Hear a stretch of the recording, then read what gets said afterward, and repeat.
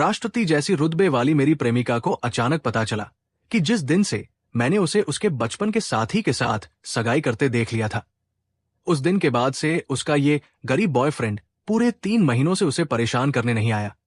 यहां तक कि कंपनी में भी मेरा कोई नामो निशान नहीं था। उसने हैरानी से अपने अधीनस्थ से पूछा, जी चुआन कहाँ गया? हाल में ऑफिस क्यों नहीं आ रहा? अधीनस्थ की आंखों में एक पल को अजीब सा भाव उभरा। सो मैडम, आपको नहीं पता, जिस दिन जी चुआन ने आपकी सगाई में हंगामा किया था और बॉडीगार्ड्स ने उसे बाहर फेंकवा दिया था, उसी दिन उसने इस्तीफा दे दिया। सुना है कुछ दिन पहले उसकी बहन भी ऑपरेशन के पैसे पूरे न होने की वजह से मर गई। सच ही है, बुरे कर्मों का बुरा फल मिलता है। सु वानशिंग का चेहरा पल भर में सफेद पड़ गया। उसे ये कभी समझ नहीं आया था कि उसके बचपन के दोस्त के साथ सगाई वाले दिन मैं सच में अपनी बहन के ऑपरेशन के लिए उससे मदद मांगने गया था, न कि उसका समारोह बिगाड़ने। सु वानशिंग एक अमीर घराने से थी। 7 साल के रिश्ते में उसने मुझे कभी कोई तोहफा नहीं दिया। सिर्फ एक बार उसने सगाई की अंगूठी खरीदी थी, लेकिन अगले ही दिन उसे लौटाकर पैसे वापस ले आई। सर्टिफिकेट बनवाते समय उसने यहां तक कह दिया था कि 9.9 युआन की फीस भी बहुत ज्यादा है, इसकी कोई जरूरत नहीं। लेकिन उसी ने पलटकर अपने बचपन के साथी के साथ शादी का सर्टिफिकेट बनवा लिया। फिर पूरे शहर के सबसे आलीशान होटल को बुक कर धूमधाम से सगाई की दावत रख दी। मेरी बहन ये सदमा बर्दाश्त नहीं कर पाई और उसे दिल का दौरा पड़ गया। मैं घुटनों के बल बैठकर अपनी प्रेमिका से विनती करता रहा कि वो मेरी कई सालों की तनख्वाह मुझे लौटा दे ताकि मैं बहन का ऑपरेशन करवा सकूं। लेकिन वो अपने बचपन के साथी का हाथ थामे हंसकर बोली, मेंढक भी हंसनी का सपना देखता है। तुम जैसे निकम्मे मुफ्तखोर भिखारी की हिम्मत कैसे हुई कि तुम वैन रांग से अपनी तुलना करो? सु वानशिंग के इशारे पर बॉडीगार्ड्स ने मुझे बाहर फेंकते समय पीटना भी नहीं छोड़ा। बाद में मेरी बहन नए साल की पूर्व संध्या पर पटाखों की आवाजों के बीच मर गई।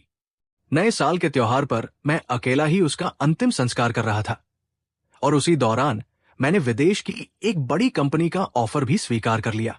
जब मैं घर लौटकर अपना पासपोर्ट लेने आया, तब मेरी प्रेमिका अपने बचपन के साथी के साथ रिश्तेदारों से मिलकर लौटी थी। उसका मूड अच्छा था, इसलिए उसने ये समझा कि मैं बस उसे तरसा रहा हूं। उसने असामान्य रूप से उदार होते हुए कहा, बस करो, नाटक मत करो। तुम्हारी बहन को भला क्या हो सकता है? ज्यादा से ज्यादा मैं तुम्हारे साथ एक शानदार शादी कर लूंगी ताकि वो भी थोड़ा रौब दिखा सके।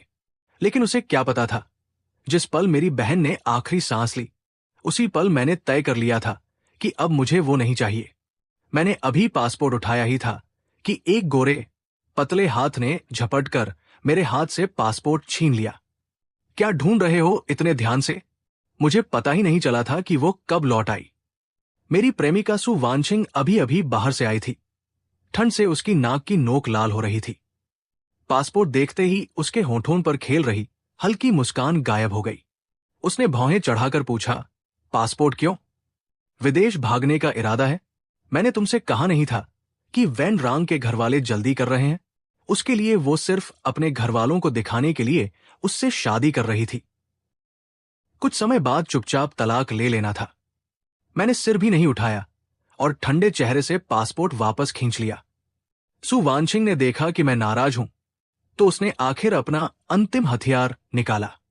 उसने एक गुलाबी तितली वाली हेयर क्लिप निकालकर मेरे सामने लहराई। ये सोंग जानवेई की है। फिर से ये मत कहना कि उसे ऑपरेशन कराना है ताकि मेरा ध्यान खींच सको। ये बहुत बचकाना है। बहन का पीला चेहरा याद आते ही मेरा दिल चाक हो गया। मैंने वो हेयर क्लिप नहीं ली। मैं ठंडी आवाज में बोला, सु वानशिंग, हम अलग हो जाते हैं। लेकिन ये 3 शब्द पूरे बोलने से पहले ही उसने बीच में काट दिया। अच्छा बस, अब बताओ, तुम्हारे और तुम्हारी बहन के पास नए साल में पैसे कम पड़ रहे हैं ना? उसने उंगली हिलाई और मुझे 200 युआन ट्रांसफर कर दिए। इसे तुम्हारी बहन के पोषण सामग्री के लिए समझ लो। इस बार उधार पर्ची लिखने की जरूरत नहीं। सोचने वाली बात यह थी कि उसे डर था मैं उसके पैसों पर नजर रखता हूं, इसलिए वो मुझसे मेरी पूरी तनख्वाह जमा करवाती थी। उसकी मंजूरी से ही मुझे जेब खर्च मिलता था और हर बार जब वो मुझे पैसे ट्रांसफर करती, वो मुझसे उधार की पर्ची लिखवाती। 7 साल के रिश्ते में मैं उसके सामने कर्जदार ही बनकर रह गया था। पहले मैं यही समझता था कि उसके घर में कंपनी है, इसलिए वो पैसों को लेकर बहुत सजग है। मैं उसके हर नखरे को प्यार समझकर मानता रहा, लेकिन उसकी कंजूसी सिर्फ मेरे लिए थी। वो वैन रांग पर बेहिसाब पैसा खर्च कर सकती थी, उसके लिए लग्जरी कार खरीद सकती थी, बंगला खरीद सकती थी, और हर बार ये खबरों में छपता था, जहां पैसा है वही प्यार है। होश में आकर मैंने तुरंत वे 200 युआन उसे वापस भेज दिए और ठंडे स्वर में कहा, जरूरत नहीं। अब जाकर सु वानशिंग ने मुझे सच में गौर से देखा।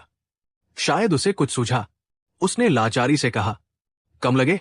अच्छा, मैं मान गई। तुम्हारे साथ शादी कर लूंगी, ठीक है? ताकि तुम्हारी बहन भी थोड़ी शान महसूस कर सके। शान, ये शब्द कितना चुभता था। फिर भी मैं इसे 7 साल तक सुनता रहा। मैं सिर्फ इतना चाहता था कि हमारा रिश्ता एक सामान्य जोड़े जैसा हो, कभी एक दूसरे को तोहफे दें, कभी साथ खरीदारी करने जाएं। लेकिन वो मुझे ही लालची और दिखावटी कहती रही, जैसे मैं उसके घर के पैसों पर नजर गड़ाए बैठा हूं। शादी की क्या जरूरत? तुम और मां पति पत्नी थोड़े ही है। सु वानशिंग का खूबसूरत चेहरा आखिर पूरी तरह उतर गया। उसकी आंखों में वही परिचित गुस्सा उभर आया। तभी दरवाजे पर दस्तक हुई। उसने मुझे घूरा और मुड़कर दरवाजा खोलने चली गई। अगले ही पल मैंने उसकी चहकती आवाज सुनी, तुम आ गए? मैंने सिर घुमाया तो दरवाजे पर वेन रांग खड़ा था। उसने और सु वानशिंग ने एक जैसे कपड़े पहन रखे थे, जैसे कपल्स पहनते हैं। उसने मुस्कुराते हुए बेहद अपनापन जताकर सु वानशिंग के बालों को उंगलियों से उलझाया। छोटी राजकुमारी, आज मेरे दोस्त आए हैं। वे अपनी भाभी को देखना चाहते हैं। एक दिन और मेरे साथ चलोगी? सु वानशिंग के पार से उसने मुझे देखा और जानबूझकर उकसाते हुए बोला, पे जीचुआन, तुम्हें बुरा नहीं लगेगा, है ना? कुछ दिन पहले भी तो तुम्हें बुरा नहीं लगा था। मैं और सु वानशिंग तो बस बहनें हैं, समझना? ये कहते हुए उसने जानबूझकर सु वानशिंग की उंगलियां अपनी उंगलियों में फंसा ली। उनके हाथों में पहनी हुई जोड़ीदार शादी की अंगूठियां साफ दिख रही थी। सु वानशिंग ने उसे बेहद दुलार भरी नजरों से देखा और तुरंत बोली, उसे क्या बुरा लगेगा? चिंता मत करो, तुम्हारी इज्जत मैं जरूर रखूंगी। इतना कहकर उसने अपना बैग उठाया और जाने लगी। 2 कदम चलकर जैसे उसे अचानक मेरी याद आई। उसने वैन रांग का हाथ छोड़ा, मेरे पास आई, मेरा चेहरा दोनों हाथों से थामा और होठों के कोने पर हल्का सा चुंबन दिया। चिंता मत करो, ये आखिरी बार है। आगे से मैं हर दिन तुम्हारे साथ रहूंगी। लेकिन सु वानशिंग, हमारे बीच अब कोई आगे नहीं बचा था। मैंने जोर से अपने होठों का कोना पोंछा और उन्हें हंसते ठिठोलते दूर जाते हुए देखता रहा। फिर मैं मुड़ा, फोन निकाला और अपना टिकट चुकाया। मोबाइल पर ट्रैवल ऐप का संदेश उभरा, आपकी हाइशी से ह्यूस्टन जाने वाली अंतर्राष्ट्रीय उड़ान की पुनर्बुकिंग सफल हुई। आपकी फ्लाइट कल दोपहर 3 बजे रवाना होगी। कृपया अपनी यात्रा की तैयारी कर लें। मैंने उसका स्क्रीनशॉट लेकर उस विदेशी बड़ी कंपनी की एचआर को भेज दिया जो मेरे संपर्क में थी। मेरे कुछ कहने से पहले ही एचआर उत्साह से बोली, पे, हम बेसब्री से इंतजार कर रहे हैं। कल हम आपका स्वागत करेंगे। मेरे चेहरे के भाव नरम पड़ गए। अगर प्रेम नहीं मिला तो मैं अपना करियर तो चुन ही सकता हूं। इसके बाद मैंने पहले से पैक किया हुआ सामान उठाया और घर से बाहर निकल पड़ा। उस घर में मैं एक पल भी और नहीं रहना चाहता था। लेकिन जैसे ही बाहर निकला, मेरी टक्कर सीधे सु वानशिंग से हो गई। उसने भौहें सिकोड़ ली और धड़ाम से दरवाजा बंद कर दिया। पे जीचुआन, कहां जा रहे हो? उसके पीछे पीछे आता वेन रांग बनावटी सहानुभूति से बोला, जीचुआन, तुम गलत मत समझना। वानशिंग तो बस मेरी इज्जत बचाने के लिए नाटक कर रही थी। मेरी वजह से तुम उससे झगड़ा मत करो और घर छोड़कर मत जाओ। मैंने और सुनना जरूरी नहीं समझा। मैं शांत स्वर में बोला, सु वानशिंग, हम अलग हो जाते हैं। सु वानशिंग पहले तो मुझे झिड़कने वाली थी, लेकिन मेरे मुंह से अलग शब्द सुनकर एक पल को जड़ रह गई। फिर उसकी आंखें फैल गई। अलग? सिर्फ इसलिए कि मैंने वेन रांग के साथ थोड़ा सा दिखावा किया, तुम मुझसे ब्रेकअप करोगे? पे जीचुआन, क्या तुम शादी नहीं करना चाहते अब? शायद उसके मन में अभी भी यही था कि मैं उस पर जान छिड़कता हूं। वो अब भी शादी का लालच देकर मुझे रोक सकती है। अगर ये बात पहले की होती तो शायद मैं सचमुच उसके सामने झुक जाता, उससे जिंदगी भर साथ निभाने की भीख मांगता। लेकिन अब मैं सी राफा व्यंग्य से हंसा। सुवानशिंग, मेरा तुमसे अब कोई संबंध नहीं। फिर कैसी शादी? सुवानशिंग का चेहरा गुस्से से लाल हो गया। 1 महीने पहले जब तुमने मुझे प्रपोज किया था तब तो ऐसा नहीं कह रहे थे। तुमने कहा था कि तुम जिंदगी भर मेरी रक्षा करोगे। तुमने मेरे लिए हीरे की अंगूठी भी खरीदी थी। ये कहते हुए वो अपना बैग टटोलने लगी, मानो उस अंगूठी को निकालकर मेरे मुंह पर मारना चाहती हो। मैंने उदासीन स्वर में कहा, ढूंढने की जरूरत नहीं। वो अंगूठी तुमने पहले ही 12,000 में बेच दी, फिर उससे वैन रांग के लिए टाई खरीद ली। ये कहते हुए मुझे खुद पर हंसी आई। 7 साल के रिश्ते में मैंने पार्ट टाइम काम करके अपनी जरूरतें काटकर जो तोहफे उसे दिए थे उनमें से ज्यादातर उसने सेकंड हैंड बेच दिए। उसका कहना था कि वे तोहफे बहुत सस्ते हैं, उन्हें दिखाना शर्म की बात है। और जो डायमंड रिंग उसने मुझे दी थी, प्रपोजल के अगले ही दिन वापस ले ली। कहने लगी, इतनी फिजूल खर्ची किस लिए? इससे अच्छा है वही पैसे शादी पर बचाए जाएं। सुवानशिंग का सीना तेजी से उठने गिरने लगा। उसने कमरे में इधर उधर नजर दौड़ाई और बुदबुदाई, अगर अंगूठी नहीं तो तुमने जो मुझे दिया या मैंने जो तुम्हें दिया। लेकिन वो आगे कुछ बोल नहीं पाई। उसका चेहरा कुछ अजीब हो गया, क्योंकि उसे ये एहसास हुआ कि इस पूरे घर में एक भी ऐसी चीज नहीं थी जो साबित कर सके कि हम कभी प्रेमी प्रेमिका थे। वैन रांग ये मौका कैसे छोड़ता? उसने मुस्कुराकर आग में घी डाला। बस करो जीचुआन, ड्रामा मत करो। तुम जो खाते पहनते हो सब वानशिंग का है। तुम्हें थोड़ा बड़ा दिल रखना चाहिए और उसकी जिम्मेदारियां बांटनी चाहिए। वो अभी कंपनी संभालने के सबसे अहम दौर में है। तुम अब और मुसीबत मत खड़ी करो। उसके ये कहते ही सुवानशिंग को जैसे हिम्मत मिल गई। उसने ठंडी हंसी के साथ कहा, वैन रांग ठीक कह रहा है। पे जीचुआन, तुम्हारी सोच इतनी छोटी क्यों है? जब मैं कंपनी की वारिस बन जाऊंगी तब तुम्हें जो चाहोगे खरीदूंगी। अभी चुपचाप सामान नीचे रख दो, नहीं तो तुम्हारा खर्चा बंद कर दूंगी। मैंने सूटकेस पर रखा हाथ हटा लिया और पलटकर एक डिब्बा उठा लाया जिसमें उधार पर्चियां भरी थी। मैंने निर्विकार स्वर में कहा, सुवानशिंग, इन 7 सालों में तुमने मुझे हर महीने 200 युआन खर्च के लिए दिए। बाकी हर अतिरिक्त खर्च पर मुझसे उधारी की पर्ची लिखवाई। कुल 500 पर्चियां हैं, कुल रकम 20,000 युआन। मेरी बहन जानवे के ऑपरेशन और इलाज पर कुल 300,000 युआन लगे। मेरी तनख्वाह का कार्ड तुम्हारे पास रखा था। 7 साल में उसमें कम से कम 10 लाख तो होने ही चाहिए। इसलिए अब बाकी बचे 680,000 युआन मुझे लौटा दो। सुवानशिंग गुस्से से तमतमा उठी। उसने मेरे हाथ से डिब्बा झटक कर फेंक दिया। सैकड़ों उधार पर्चियां बर्फ के फाहों की तरह हवा में बिखर गई। पे जीचुआन, 7 साल तक मैं तुम्हारे साथ रही और तुम्हारे लिए मेरे साथ का कोई मतलब नहीं। बस ये चंद लाख ही सबसे ज्यादा जरूरी है। तुम तो मुझे ही ठगना चाहते हो। उसकी आवाज में जो घृणा और तिरस्कार था उसने मेरे शब्दों को भारी कर दिया। सुवानशिंग, ये पैसे मेरी अपनी मेहनत की कमाई है। लेकिन वो और भड़क गई। पैसा, पैसा, पैसा। पे जीचुआन, तुम्हारे दिल में पैसे के अलावा कुछ है भी? तुम वेन रांग की तरह निष्काम क्यों नहीं हो सकते? उसने मुझसे कभी कुछ नहीं मांगा। मेरी मां सही कहती थी, तुम जैसे गरीब लोगों से प्यार करना समय की बर्बादी है। हम लोग एक ही दुनिया के नहीं हैं। वह हंसी, फिर बोली, तुम्हारी मेहनत की कमाई? मजाक कर रहे हो क्या? अगर मैं न होती तो तुम आज भी भीख मांग रहे होते। वो सब पैसा मैंने तुम्हें वेतन के रूप में दिया था। मैंने खुद पर व्यंग्य से मुस्कुराया। वैन रांग कुछ नहीं मांगता था, क्योंकि उसके पास सब कुछ पहले से था। उसे बस वही खड़े रहना होता था और सुवानशिंग उसके सामने अपना सब कुछ, अच्छा सामान भी, सच्चा दिल भी दोनों हाथों से रख देती थी। मैं चुप रहा तो सुवानशिंग ने और कड़ाई से कहा, ठीक है पे जीचुआन, अपना वेतन कार्ड वापस ले लो। अब मैं तुम्हारे लिए इसे नहीं संभालूंगी। अगले ही पल उसने बैंक कार्ड पूरी ताकत से मेरे चेहरे पर दे मारा। कार्ड मेरे गाल की हड्डी से रगड़ खाकर निकला। मैंने हाथ लगाया तो हथेली लाल हो गई, खून था।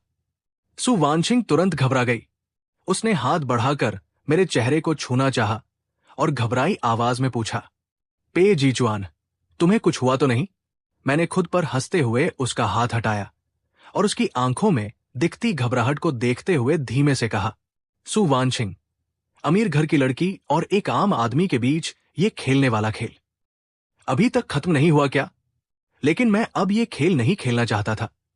मैंने बैंक कार्ड उठाया, सूटकेस संभाला और उन उधार पर्चियों पर कदम रखते हुए आगे बढ़ गया। सु वानशिंग कुछ देर स्तब्ध रही। जब उसने देखा कि मेरा हाथ दरवाजे के कुंडे पर जा चुका है, तो जैसे उसकी तंद्रा टूटी। वो दौड़कर मुझे रोकने आई। पे जीचुआन, नाराज मत हो, झगड़ों में ऐसा हो जाता है। मैंने गुस्से में गलत बोल दिया। मैंने दरवाजा खोल दिया और बिना पीछे देखे बाहर निकल गया। होटल के रिसेप्शन पर पहुंचकर मैंने बैंक कार्ड से भुगतान करना चाहा, लेकिन कर्मचारी ने बताया कि खाते में बैलेंस ही नहीं है। मैंने संकोच से माफी मांगी, फिर विदेशी कंपनी द्वारा ट्रांसफर किए गए 20,000 युआन के यात्रा भत्ते से होटल का भुगतान किया। कमरे में सामान डालने के बाद मैंने बैंक से लेन देन का रिकॉर्ड निकलवाया। तभी पता चला कि कार्ड का सारा पैसा बहुत पहले ही खत्म हो चुका था। खर्चों की सूची में सिर्फ कपल रेस्टोरेंट, कपल स्वीट्स और पुरुषों के ब्रांडेड कपड़ों की दुकानें थी। सु वानशिंग ने मेरे साथ कभी ऐसा कोई कपल खर्च नहीं किया था। नहीं, उसने मुझे कभी कपड़े खरीदे थे। फिर वो पैसा किस पर खर्च हुआ, ये समझने में कोई कठिनाई नहीं थी।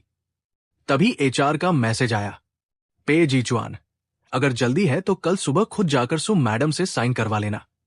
मैंने सिर्फ एक शब्द में जवाब दिया, ठीक। और उस रात मैं बहुत दिनों बाद गहरी नींद सोया। अगली सुबह जब मैं एचआर विभाग के पास से गुजरा तो मैंने सु वानशिंग की पतली लंबी परछाई देखी। एचआर स्टाफ वेन रांग की ज्वाइनिंग करवा रहा था और खुशामद भरे स्वर में कह रहा था, वेन सर, सु मैडम आपसे कितना प्यार करती है।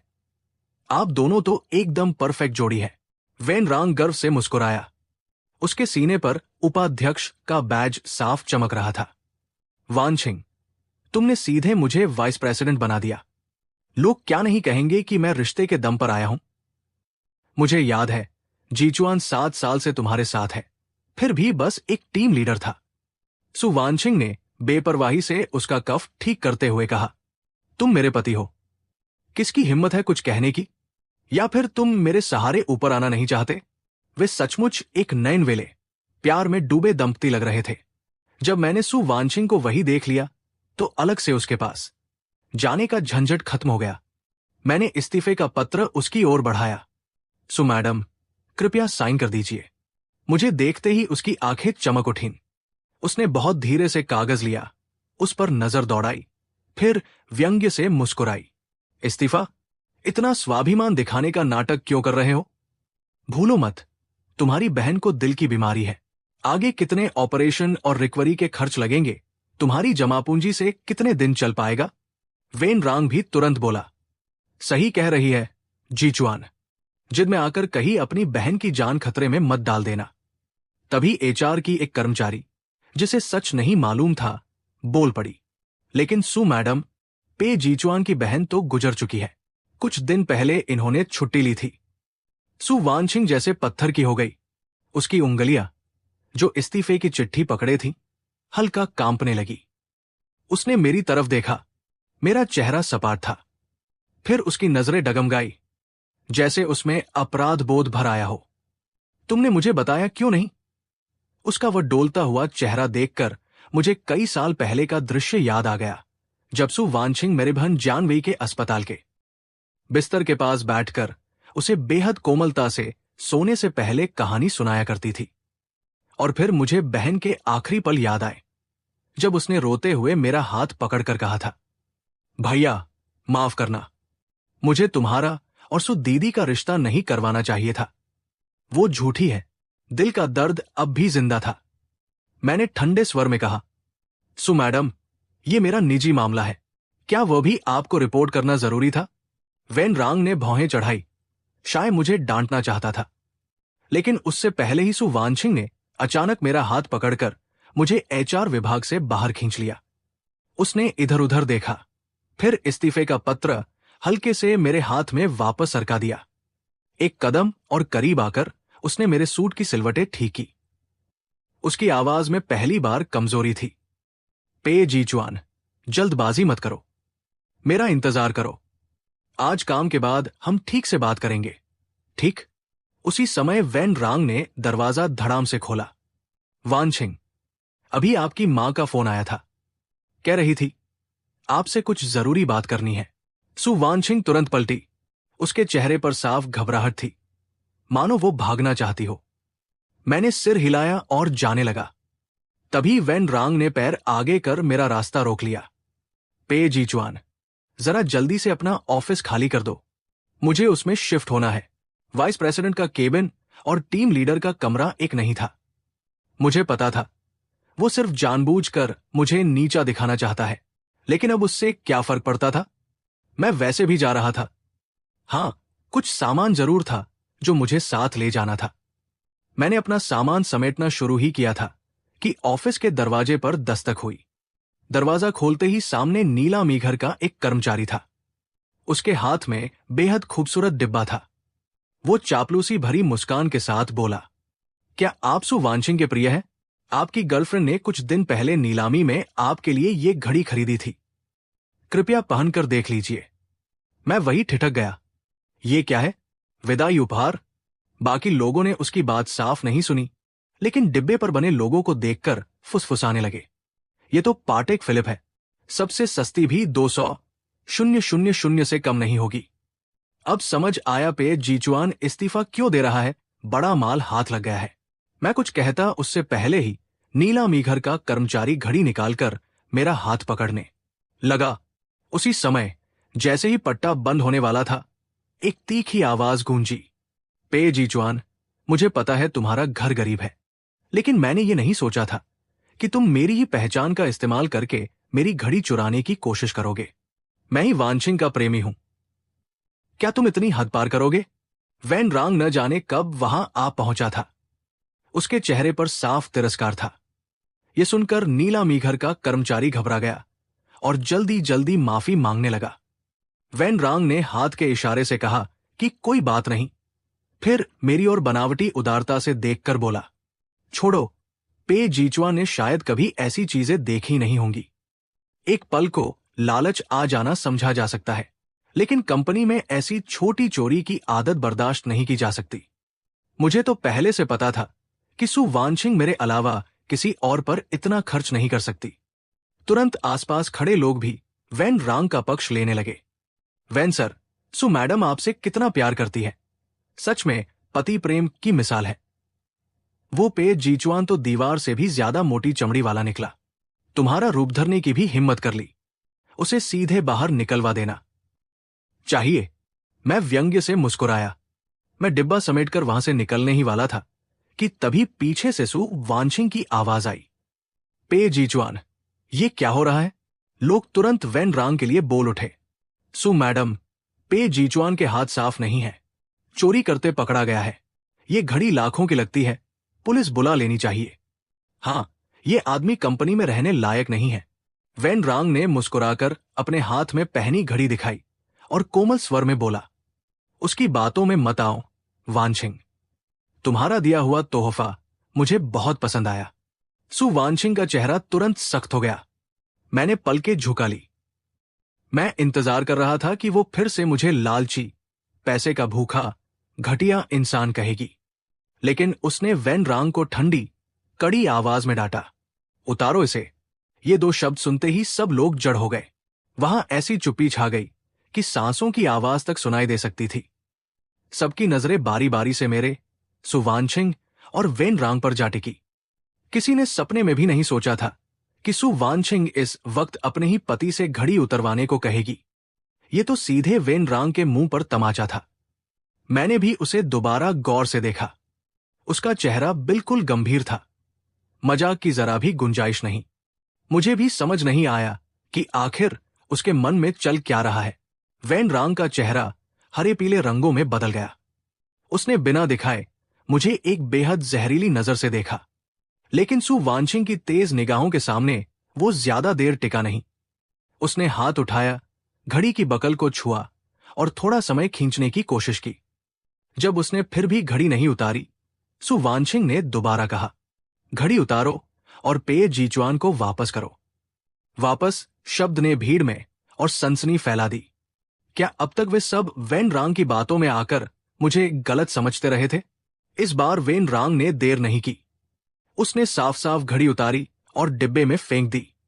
फिर भी अपनी इज्जत बचाने के लिए वह मुस्कुराते हुए बोला, छोटी राजकुमारी, ये तो अभी अभी नीलामीघर का कर्मचारी लाया था, मैंने इससे छीना नहीं। अगर ये पहले वाली सु वांशिंग होती तो छोटी राजकुमारी सुनकर तुरंत पिघल जाती। वेन रांग जो कहता वो आंख मूंद कर मान लेती। लेकिन इस बार सु वांशिंग ने बेहद सतर्क, लगभग अपराधबोध भरे भाव से घड़ी मेरी तरफ पा। ढाई पे जीचुआन, ये खास तुम्हारे लिए खरीदी थी। माफ करना, इसे पहले किसी और ने पहन लिया। उसे महसूस हो गया था कि सबकी निगाहें उसे भेद रही है। वो जैसे अचानक संभली और जल्दबाजी में बोली, तुम इतने सालों से मेरे साथ काम कर रहे हो, इसे मेरी तरफ से सालंत का उपहार समझ लो। मैं खुद पर व्यंग्य से मुस्कुराया। किसी भी हालत में सु वांशिंग के लिए दूसरों की नजरें सबसे ज्यादा मायने रखती थी। मैंने अपना पहले से बांधा हुआ डिब्बा उठाया और शांत स्वर में कहा, सु मैडम, रहने दीजिए। इन सालों में मैं भले आपके साथ काम करता रहा, लेकिन हमारा कोई निजी संबंध नहीं था।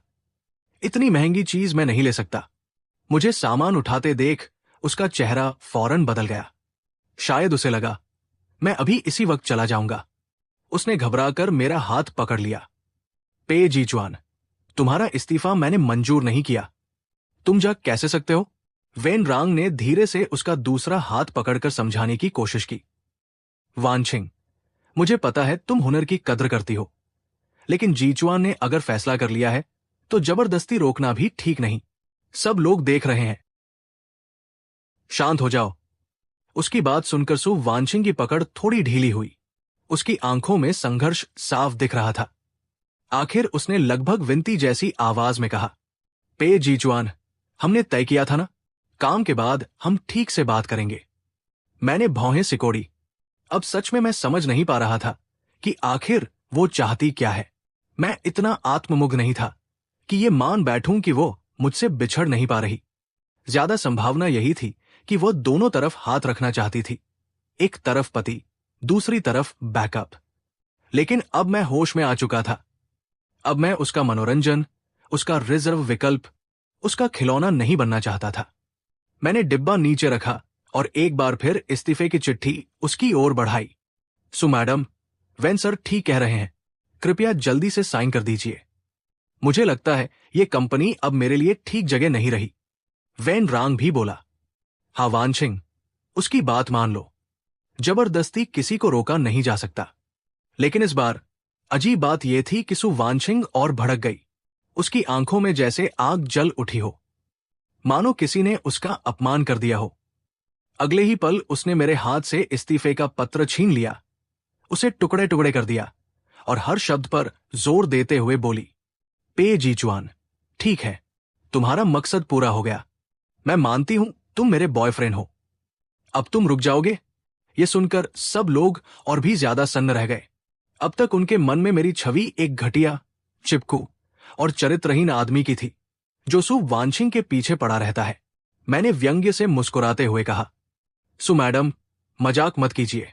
आपसे शादी वैन सर ने की है, सगाई भी वैन सर से हुई है। ऐसी बात कहकर आप उन्हें किस स्थिति में डाल रही हैं? वेन रांग का चेहरा सचमुच बदरंग हो गया था। अजीब बात थी, पहली बार मुझे भीतर से थोड़ी राहत, थोड़ी खुशी महसूस हुई।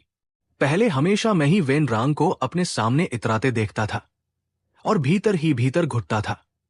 आज पहली बार उसने भी वही चुभन चखी। सु वांशिंग का चेहरा भी बेहद खराब हो चुका था। फिर वो अचानक मुस्कुराई, लेकिन उस मुस्कान में ठंडा अपमान था। पे जीचुआन, मेरे बिना तुम जाओगे कहां? तुम अब 30 से ऊपर हो। कौन सी कंपनी तुम्हें रखेगी? इतना भी सिर पर मत चढ़ो। मैंने ऑफिस की घड़ी की ओर देखा। इस सब हंगामे में पता ही नहीं चला 11 बज चुके थे। अगर बहस और चली तो मेरी फ्लाइट छूट सकती थी।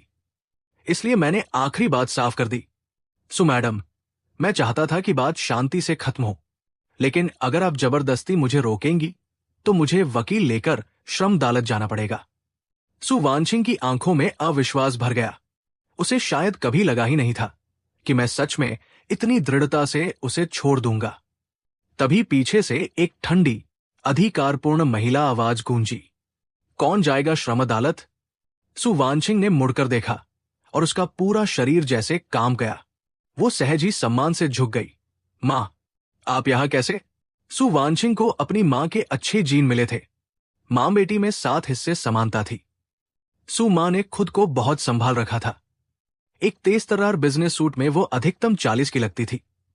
हालांकि आंखों और होठों की महीन रेखाएं उनकी उम्र का सच बता रही थी। सु वानशिंग का कहना सुनकर उनके माथे की शिकन और गहरी हो गई। कंपनी में तुम्हें किस तरह संबोधित करना चाहिए, क्या यह भी मुझे सिखाना पड़ेगा? सु वानशिंग ने होंठ भींचे, फिर तुरंत दबी आवाज में बोली, चेयरवुमन सु।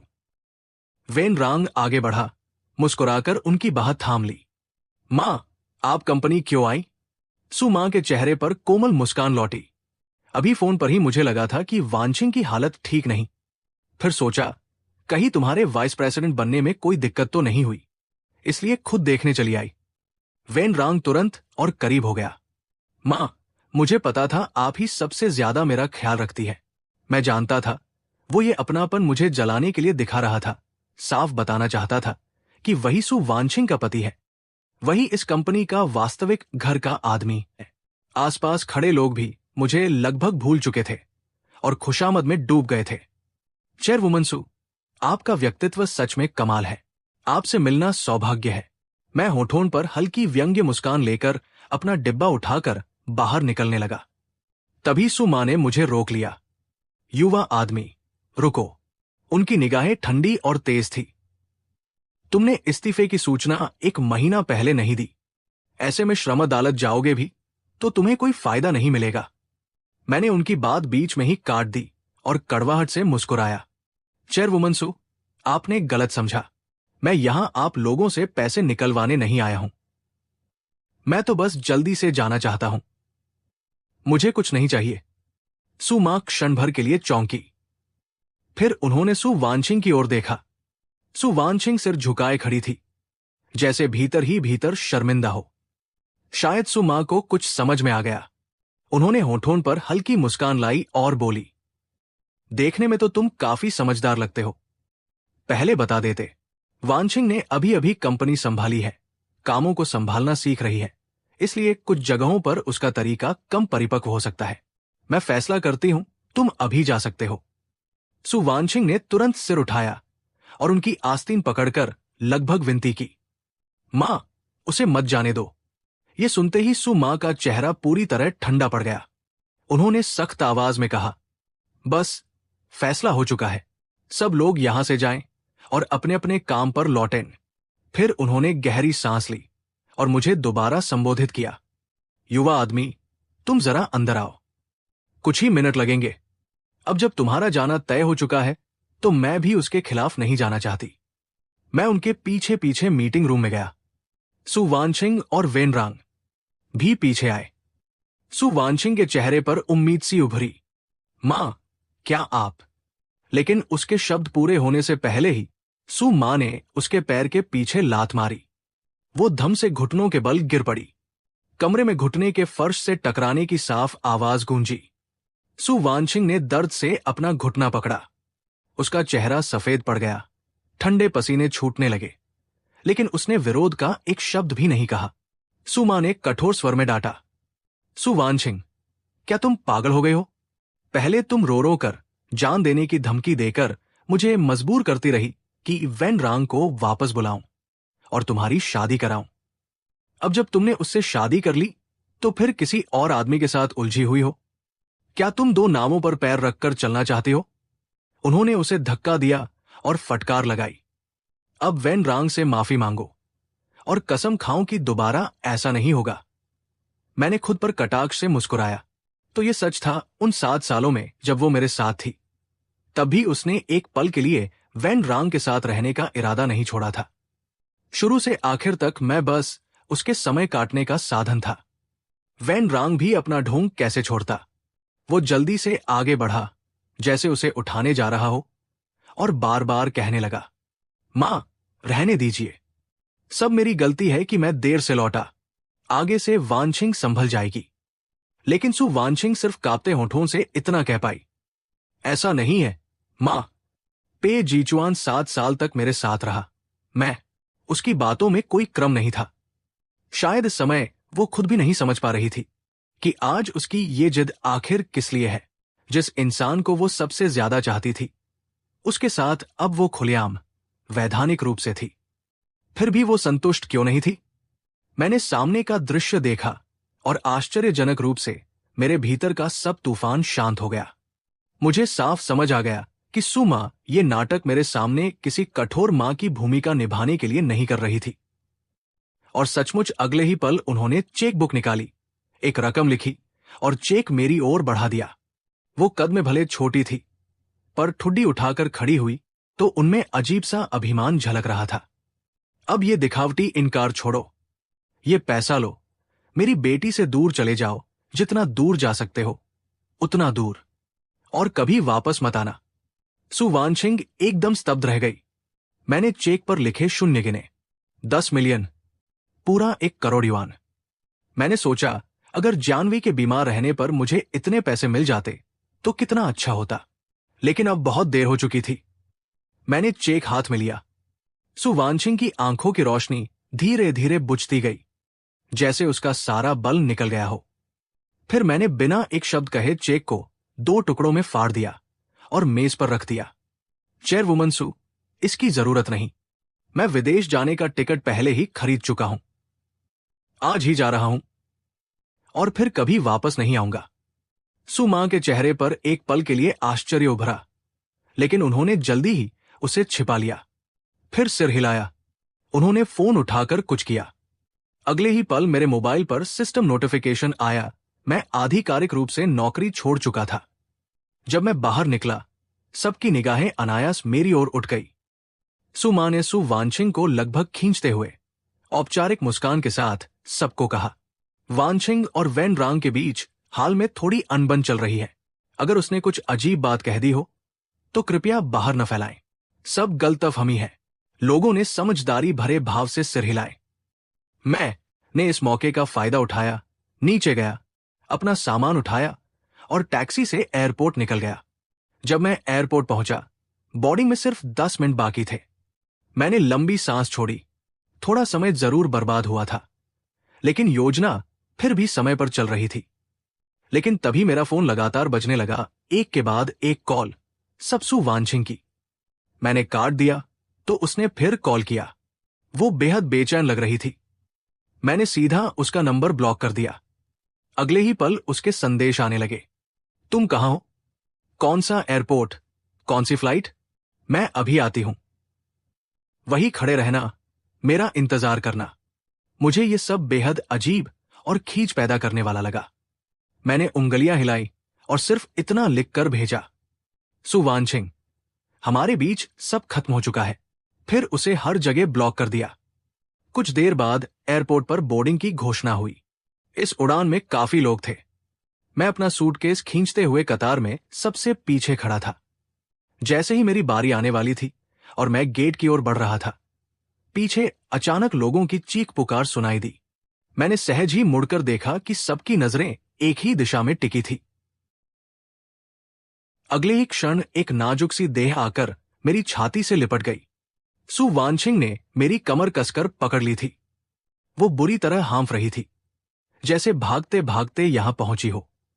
उसने ऊपर देखा, मुझे देखा और एक उजली खुली हुई मुस्कान बिखेरी। पे जीचुआन, चलो हम भाग चलते हैं।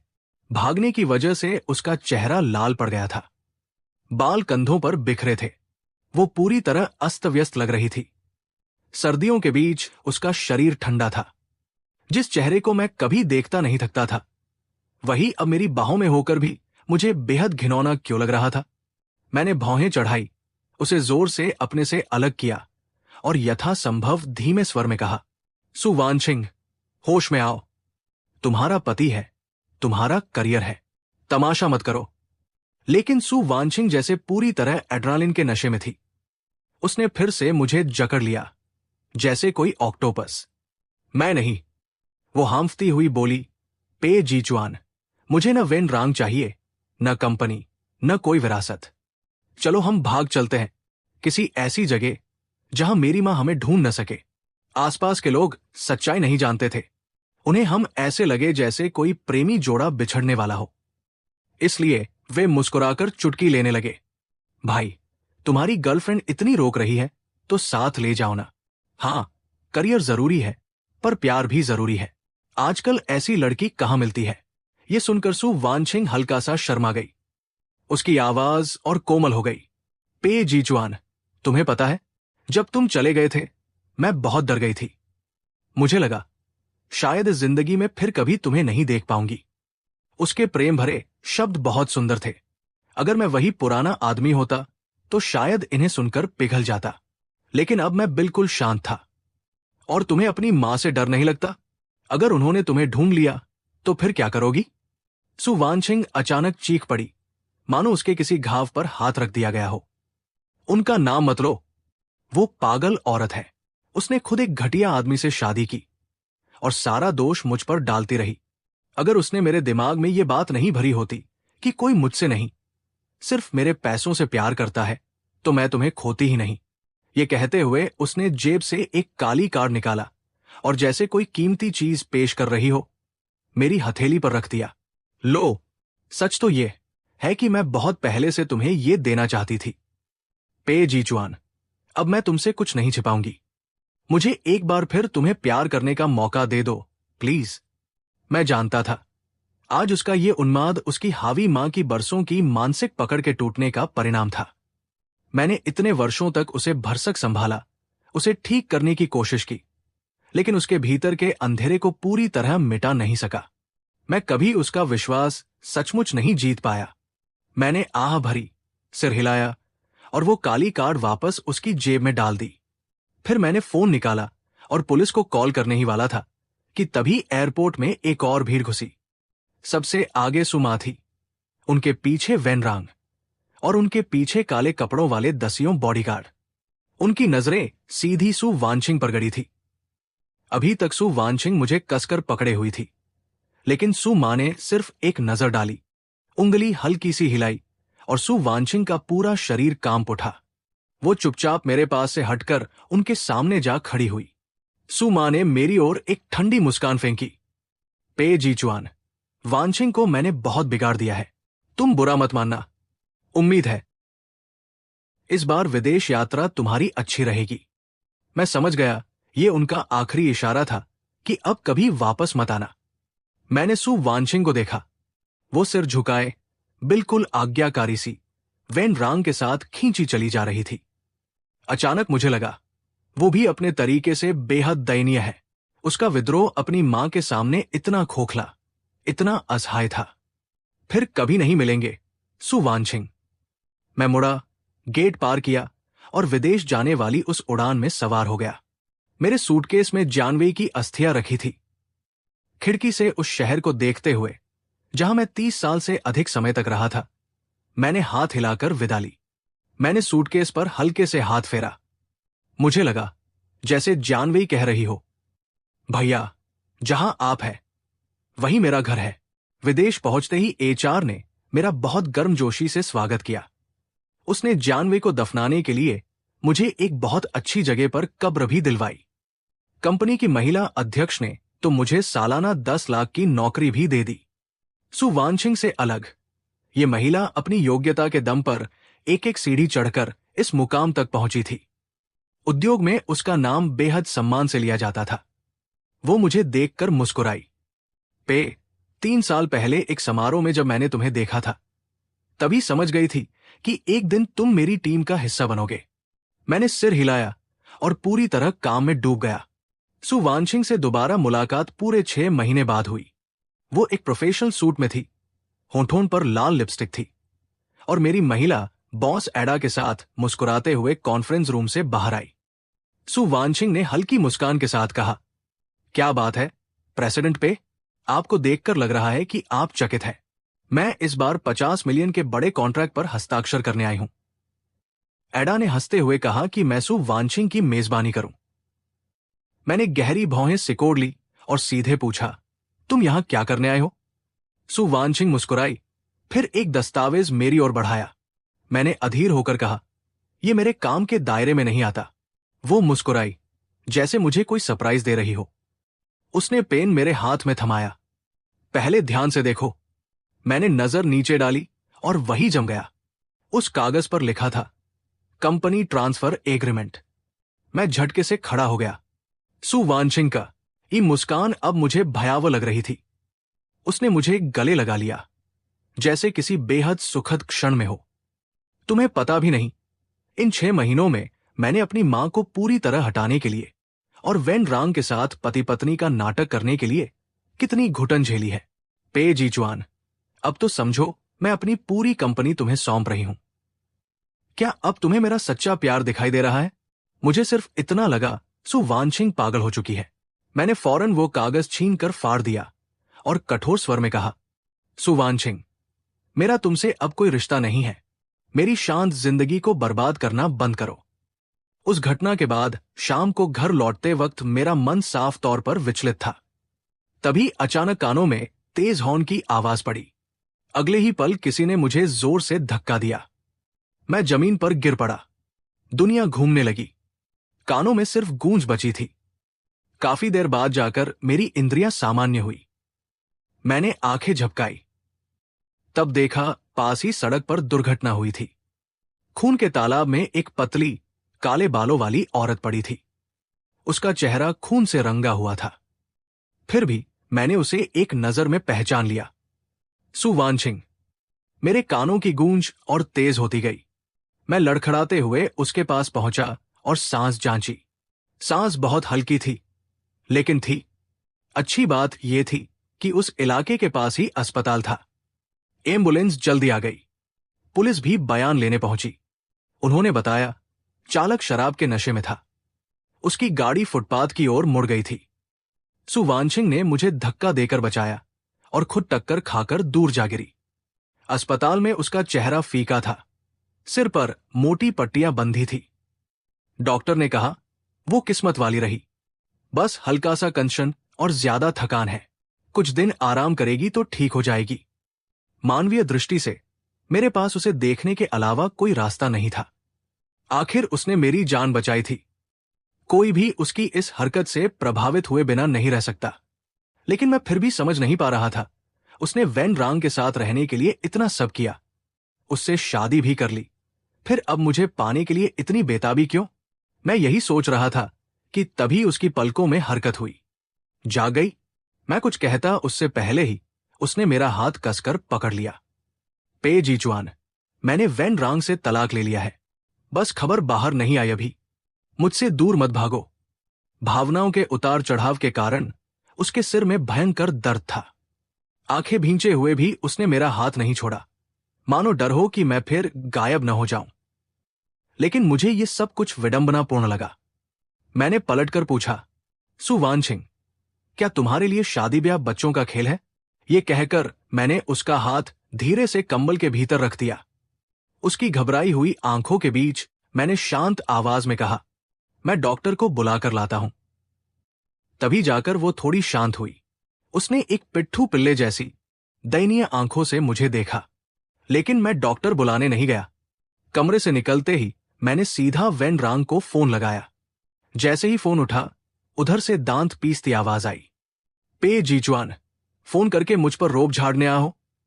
ये मत समझना कि वानशिंग अभी तुम्हारे इस बनावटी दूरी वाले खेल से प्रभावित हो गई है, इसलिए तुम सु परिवार के दामाद बन जाओगे। इतने खुश मत हो। कितनी हास्यास्पद बात थी। उसे लगता था कि हर कोई उसकी तरह किसी अमीर परिवार में शादी करके ऊपर उठना चाहता है। मैंने सी राफा इतना कहा, सु वानशिंग का एक्सीडेंट हो गया है, आकर उसे ले जाओ। फिर मैं डॉक्टर के पास गया। डॉक्टर ने बताया कि उसकी हालत स्थिर है, 2 दिन और आराम करेगी तो डिस्चार्ज हो सकती है। लेकिन सु वानशिंग ने मुंह फुला लिया। वो स्पष्ट रूप से खुश नहीं थी। अगर मैं ठीक हो गई तो क्या तुम फिर मेरी देखभाल नहीं करोगे? अब बड़ी मुश्किल से तुम फिर पहले जैसे मेरे साथ अच्छे हुए हो। मैं अस्पताल से नहीं जाना चाहती। काश गाड़ी मुझे अपाहिज बना देती। उसकी ये पागलपन भरी बात सुनकर मुझे घिन आई। पहले भी वो जिद्दी थी, लेकिन अब वो 30 की उम्र पार कर चुकी थी। फिर भी ये बचकानापन। मैंने छिला हुआ संतरा उसकी हथेली पर रख दिया। अपशकुन मत बोलो, तुम अपाहिज हुई तो तुम्हारी मां मुझे जिंदा नहीं छोड़ेगी। वो साफ निराश हो गई, उंगलियों से संतरे का छिलका कुरेदती रही, फिर गुस्से में संतरा मेज पर रख दिया। मैंने कोई प्रतिक्रिया नहीं दी, बस अपना बैग उठाया और ठंडे स्वर में कहा, आज रात वेन रांग आकर तुम्हें ले जाएगा, मुझे काम पर जाना है। मैं मुड़ा और बाहर निकल गया। पीछे से सू वांशिंग की चिल्लाती हुई आवाज आई। वो मेरा नाम लेकर मुझे बेदिल कह रही थी। वेन रांग की कार्यक्षमता पर शक नहीं किया जा सकता था। शाम को जब मैं अस्पताल पहुंचा तो बस ड्यूटी बदलने के लिए ही, लेकिन कमरे में घुसते ही उसने मुझे घूंसा मार दिया। उसकी आंखें लाल थी। पे जीचुआन, तुम्हारे पास आते ही वांशिंग के साथ कुछ न कुछ बुरा हो जाता है।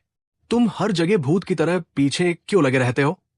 मैंने देखा सु वांशिंग तुरंत घबराकर बिस्तर से नीचे उतर आई थी और मेरे सामने खड़ी होकर मुझे बचाने की मुद्रा में थी। मैंने वेन रांग की तरफ देखा, फिर सु वांशिंग की तरफ, और मेरे होठों पर व्यंग्य भरी मुस्कान आ गई। क्या मेरे सामने कोई टीवी सीरियल चल रहा है? अच्छा, तो फिर मैं भी गहरा प्रेम निभा देता हूं। टूटे रिश्ते को जोड़ने वाली कहानियां भले अच्छी लगती हों, लेकिन मैं किसी का बैकअप प्लान नहीं बनना चाहता था। मैंने सीधा वेन रांग के पेट पर लात मारी, फिर सु वांशिंग की मेडिकल फाइल उसके ऊपर फेंक दी। वेन रांग, अपनी बीवी को खुद संभालो। मुझे लगा था जब वेन रांग सु वांशिंग को वापस ले जाएगा तो कुछ समय बाद उसका जोश ठंडा पड़ जाएगा, मेरी अनुपस्थिति की आदत हो जाएगी और वो मुझे ढूंढना बंद कर देगी। लेकिन ऐसा नहीं हुआ। वो रोज मेरी कंपनी के नीचे आकर बैठने लगी, और मजे की बात यह थी कि वेन रांग उसे गर्म कॉफी लाकर देता, हाथ सेंकने के लिए। दोनों मिलकर नीचे एक अजीब दृश्य बन गए थे। आज तो हद ही हो गई। नीचे एक लंबी लिमोजीन खड़ी थी और इस बार सु मां भी आ गई थी, लेकिन सु वांशिंग जाने का नाम नहीं ले रही थी। राहगीर रुक रुक कर तमाशा देख रहे थे। मेरी बॉस एडा ने यह सब देखकर खूब हंसते हुए कहा, मुझे इसे संभालने दो, नहीं तो कंपनी की इमेज पर असर पड़ेगा। मैं कुछ न कह सका, नीचे उतरा और जाकर सु वांशिंग के सामने खड़ा हो गया। तेज ठंडी हवा चल रही थी। सु वांशिंग ने एक झटके में अपनी मां का हाथ झटक दिया, फिर ठंडी पड़ चुकी अपनी उंगलियों को रगड़ते हुए उम्मीद से पूछा, पे जीचुआन, क्या तुमने मुझे माफ कर दिया? मैंने सिर्फ इतना कहा, चेयरवुमन सु खुद आ गई है, तुम उनके साथ वापस चली जाओ। सु वांशिंग का चेहरा तुरंत उतर गया। सु मां की गहरी, लगभग काली आंखें बेहद शांत थी, लेकिन उनके स्वर में साफ धमकी थी। सुव आंशिंग, क्या तुम्हें सच में लगता है कि मुझे इतनी आसानी से हटाया जा सकता है? अगर तुम्हें कंपनी नहीं चाहिए तो यही रुको, मैं किसी और को ढूंढ लूंगी इसे संभालने के लिए। यह सुनते ही वेन रांग घबरा गया। उसने सु वांशिंग की आस्तीन पकड़कर विनती की, वांशिंग, बहुत हो गया, अब वापस चलो। पे जीचुआन इसके लायक नहीं है कि तुम ये सब करो। सु वांशिंग की आंखों में एक पल को हिचक दिखी। उसने मेरी ओर देखा, फिर गर्दन अकड़ाकर बोली, अगर आप मुझे नहीं देंगी तो मुझे आपकी संपत्ति नहीं चाहिए। मैं सिर्फ पे जीचुआन के साथ रहना चाहती हूं। फिर उसने मां की आंखों में देखते हुए जोड़ा, पे जीचुआन मेरे जैविक पिता जैसा नहीं है। मैं गरीब हो जाऊं या अमीर रहूं, वो मुझे कभी ठुकराएगा नहीं। उसकी ये बात सीधा सु मां के दिल में धंस गई। सु मां ने कभी गलत आदमी पर भरोसा किया था। वो आदमी बाद में बेवफा निकला, यहां तक कि उसने मां बेटी दोनों को दवा देकर लगभग मरवा ही दिया था। मैंने पहली बार उस सधी हुई, सुरुचिपूर्ण महिला के चेहरे पर इतनी विकृत, जंगली क्रूरता देखी। उन्होंने ठंडी हंसी के साथ कहा, ठीक है, बाद में पछताना मत। वेन रांग, चलो, इसे यही रहने दो। वेन रांग कुछ पल झिझका, लेकिन आखिरकार सु मां के पीछे चला गया। मैंने पीछे मुड़कर सु वांशिंग को देखा, जो सड़क पर अकेली छूट गई थी, और मुझे सच में लगा ये सब एक भयानक सिरदर्द बन चुका है। सु मां ने जो कहा था वो करके दिखाया। उन्होंने सु वांशिंग के सारे बैंक खाते फ्रीज करवा दिए। अब मजबूरी में सु वांशिंग को अपने महंगे सामान बेचने पड़े। उसकी अंग्रेजी अच्छी नहीं थी, इसलिए उसे सिर्फ बेहद साधारण काम मिल पाए, जैसे बर्तन धोना। मैंने देखा उसके हाथों में ठंड से सूजन और जख्म बढ़ते जा रहे थे, यहां तक कि उंगलियां मोड़ना भी मुश्किल होने लगा था। मैंने कई बार उसे वापस लौट जाने की सलाह दी, लेकिन वो हर बार मेरे शब्दों का अपना मतलब निकाल लेती। वो मीठी मुस्कान के साथ कहती, मुझे पता है, तुम मेरी भलाई के लिए कह रहे हो। कोई बात नहीं, मुझे मेहनत से डर नहीं लगता। मैं लड़ूंगी। मेरी मां का एक ही बच्चा है, आखिर वो झुकेगी ही। फिर हम दोनों साथ वापस जाएंगे और मैं अपना सब कुछ तुम्हारे नाम कर दूंगी। ठीक है? सच कहूं तो उसकी कल्पनाएं हास्यास्पद थी। पहले मैं उसे बच्चे की तरह संभालता था, उसकी हर कमी ढक देता था। अब जाकर समझ आया कि वो एक भावनात्मक रूप से अस्वस्थ, आत्मकेंद्रित और डरावनी हद तक अपरिपक्व इंसान थी। जहां तक मेरी जिम्मेदारी थी, मैं उससे कहीं ज्यादा कर चुका था। उसके बाद मैंने उसकी जिंदगी में दखल देना बंद कर दिया और पूरा ध्यान अपने काम पर लगा दिया। काम में मेरे प्रदर्शन ने सबको प्रभावित किया और एडा ने मुझे सीधे वाइस प्रेसिडेंट बना दिया। सालाना तनख्वाह 5,000,000 हो गई। पूरी कंपनी ने मुझे बधाइयां दी। उसी दिन, पदोन्नति के दिन, सु वानछिंग नीचे मेरा इंतजार कर रही थी। उसने बहुत सावधानी से एक टाई मेरी ओर बढ़ाई। पे जीचुआन, जन्मदिन मुबारक हो। ये मैंने अपनी 1 महीने की तनख्वाह से खरीदी है। पहन कर देखो। मैंने टाई हल्के से ले ली। उसकी आंखों में उम्मीद की रोशनी फैल गई। होठों पर मुस्कान रुकी नहीं रही थी। फिर मैं मुड़ा और पास से गुजर रहे एक सहकर्मी को रोककर पूछा, ये टाई 50 में लोगे? सहकर्मी हंस पड़ा। ये ब्रांड तो सस्ता नहीं होता। सच में बेच रहे हो? मैंने सिर हिलाया। फिर हमने वही एक हाथ में पैसा और एक हाथ में टाई का सौदा कर लिया। ये दृश्य, ये देखते ही सु वानछिंग का चेहरा एकदम सफेद पड़ गया। तुम ऐसा कैसे कर सकते हो? मैं हल्का हंसा। सु वानछिंग, इन 7 सालों में तुमने मेरे साथ यही किया था। क्या तुम्हें अभी भी लगता है कि हम कभी पहले जैसे हो सकते हैं? उसकी आंखों में आंसू भर आए। वो मेरी तरफ देखती रही, फिर मुड़कर भाग गई। अगले ही दिन मुझे पता चला कि वो जिस रेस्टोरेंट में काम कर रही थी, वहां से वापस अपने देश लौट गई है। कुछ समय बाद देश में उसके तलाक की खबर फैल गई, लेकिन उसके बाद फिर कभी उसके किसी प्रेम प्रसंग की खबर नहीं आई। वो उद्योग जगत की एक ऐसी महिला अध्यक्ष बन गई जिसके साथ हर कोई संबंध बनाना चाहता था। और मेरी और उसकी जिंदगी धीरे धीरे ऐसी 2 समांतर रेखाएं बन गई जो कभी नहीं मिलती।